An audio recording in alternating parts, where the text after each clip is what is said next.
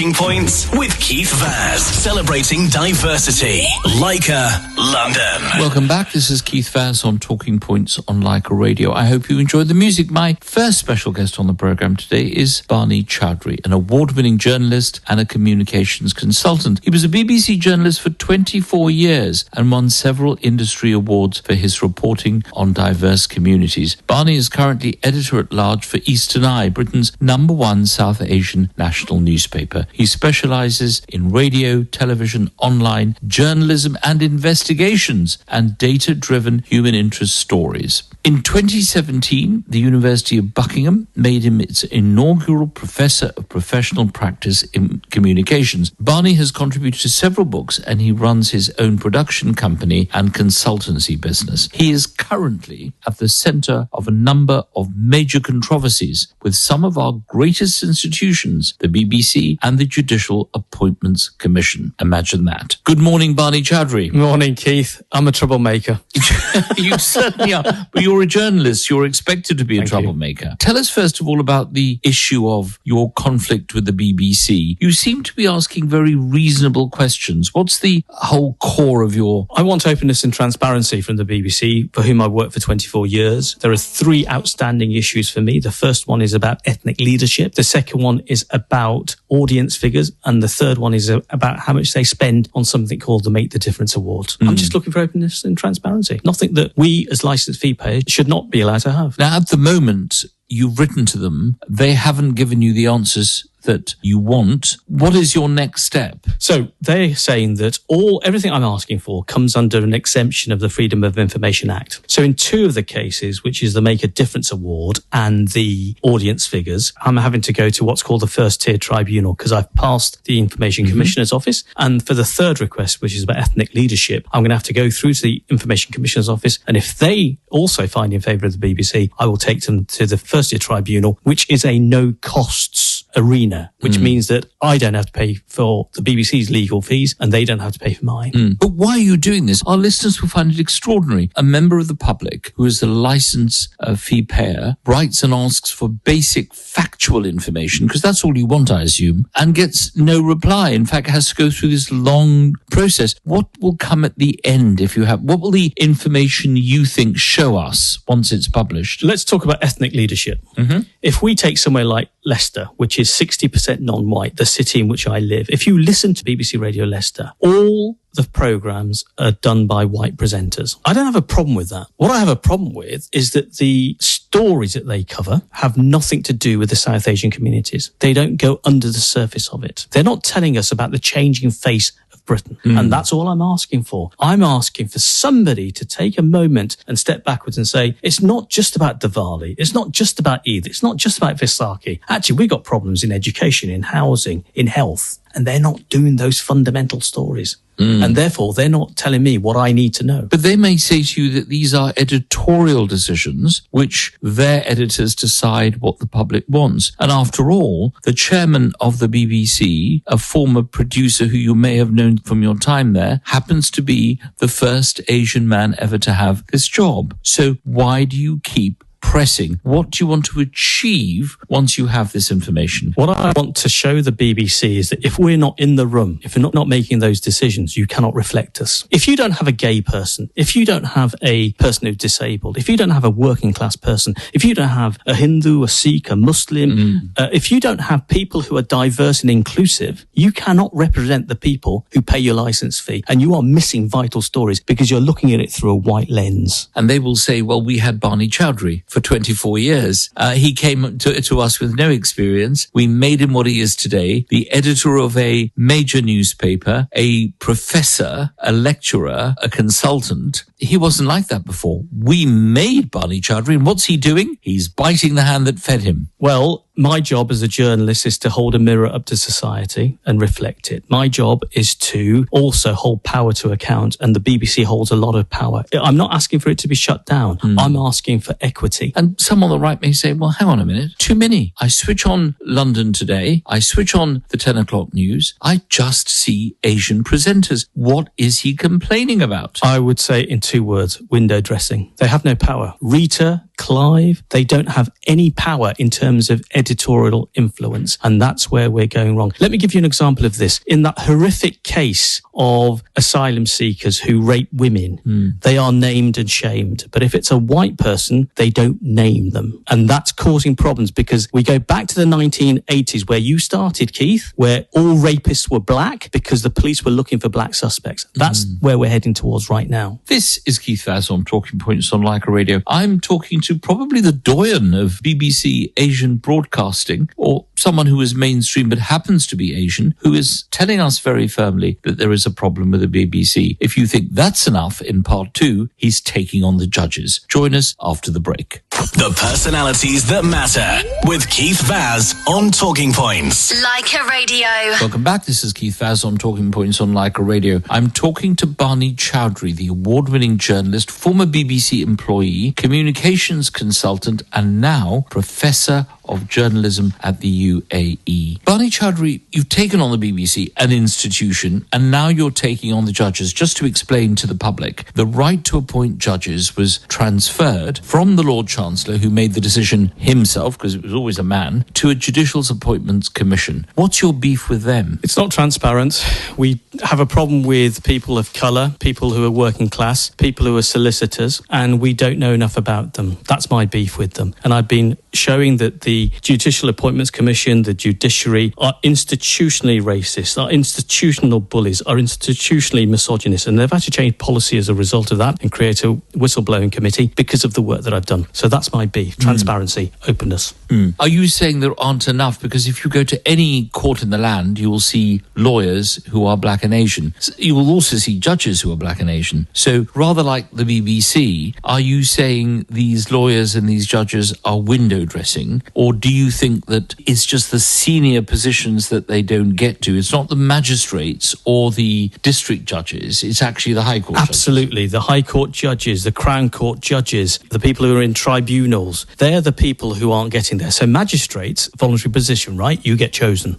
Whereas you're appointed with a minimum of £180,000. Well, there aren't any. I cannot think of a single High Court judge who happens to be black. There are plenty, when I say plenty, not enough statistically, but there are a growing number of South Asians. And even they have to toe the line. Even they can't have dissent. Even they are being bullied. And that's my biggest beef, is that you cannot dispense justice if you're being bullied, if you're being ghosted, if you're being gaslit, and your complaints aren't being taken seriously enough. But their safety is paramount, and they're not being looked after. But the Judicial Appointments Commission has gone further than the BBC. OK, you've irritated the BBC and they're irritated with you, but there are consequences now as a result of what you're asking. What are the kind of sanctions they're trying to put on you? They took me to court to try to get £15,000 from me because they said that my request was unreasonable. Luckily for me, the tribunal decided otherwise. They said that I used intemperate language.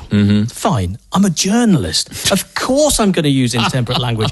I had to threaten them with contempt of court in order to get the basic information. And in October, they're taking me to court again because they don't want to hand in information to me about the questions judges are being asked. And so they are wasting public taxpayers' money, your and my money, your listeners' money, taking me to court. They've wasted, to my knowledge, £100,000 on my case alone. And there is no oversight on that at all, Keith. How can that happen? You know what worries me is that when you walked into this play, if you call it like this, people were saying that the society was not equal and diverse. 25 years later, after all the exposés that you've done, and you've made some real changes to the lives of people, we seem to be as a society in exactly the same position as when we came in. Or are you saying there have been some changes and it's not enough? After all, Rishi Sunak's there. I get all that, and I think that I would be really remiss. I'm a proud Briton who knows that Britain is the most tolerant and fair country in the world. And if you cut me open, I will defend Britain. And the loss of England, well, it really hurt me to the core. I'm as patriotic as the next person. Here's the problem, Keith, and I'm going to say something controversial here. I don't think white people can take direction from black or brown people. They are afraid of our intellect. They're afraid that we're not one of them. And I just wish to goodness sake that they would understand that we're patriots who want to make the country better. This week, I know you're a football fan, you saw the England football team. Quite a lot of black people in the England football team. You would have thought by now it's settled, isn't it? That we're No, a it diverse isn't. No, it country. isn't. And I'll tell you why. Because if you think about, if Jude Bellingham had not scored, if it went to a penalty shootout and 5 black players took it and they missed, they would not be English. That's what happened in 2022, and it will happen again in 2026, 2027, 2028. We have a problem, which is the lack of acceptance among a minority, and a vicious minority, who still don't see past the colour of my skin. My daughter was born in Leicester. She's not English. She's not allowed to be English. I mean, these are profound statements from someone who loves this country, Absolutely. believes in it, Absolutely. but feels we're still not accepted. Because of the simple fact that it doesn't equate in their brain that we can be just as good, if not better, than people who are white. Final question. Since we're on the subject of football, what's your prediction for tonight? I'm hoping that it's going to be a Spanish win. Like the rest of the world. I'm hoping that. Look, I hate to say this. Until we saw the England-Argentina game, we didn't see fair refereeing. And I just think that we don't blame the manager. We don't blame the players. We've got to get into our psyche about winning. And it's that. I think we can win the World Cup. I think we can win the European Cup. I really do. I think we're good enough to do that. It's just crossing over the line. I think Tuchel could be the person who in a couple of years gets us to Europe. And I think that Argentina next time around won't have Messi, so we'll win then. Well, you never know. Thomas Tuchel might be replaced in 2 years' time by Barney Choudhury.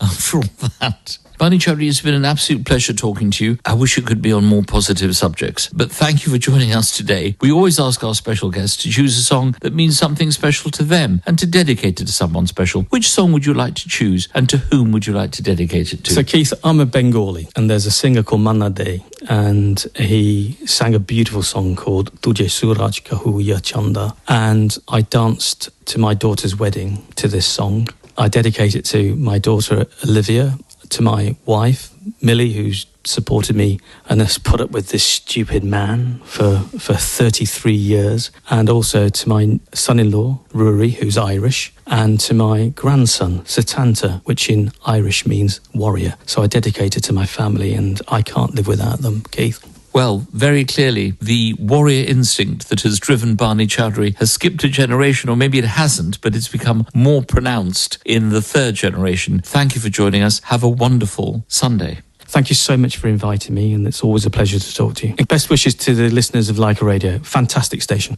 Let's listen to Barney Choudhury's song dedicated to his wife, his daughter, his son-in-law, and his grandson.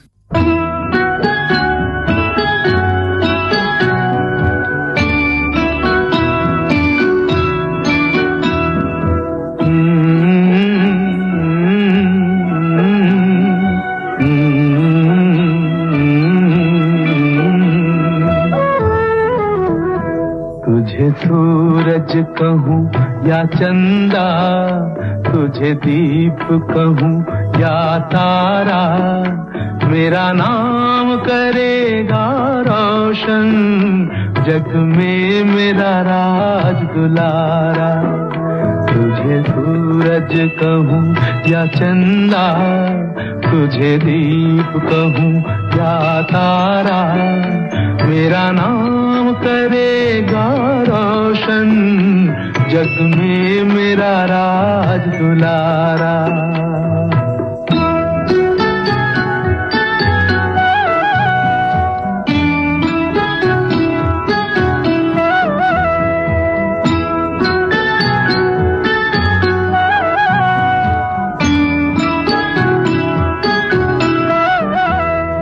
कब से तरस रहा था, मेरे आंगन में कोई खेले, नन्ही सी हंसी के बदले मेरी सारी दुनिया ले ले। तेरे संग झूल रहा है मेरी बाहों में जग सारा, मेरा नाम करेगा रोशन, जग में मेरा राज दुलारा। तुझे सूरज कहूँ या चंदा, तुझे दीप कहूँ या तारा, मेरा नाम करेगा रोशन, जग में मेरा राज दुलारा।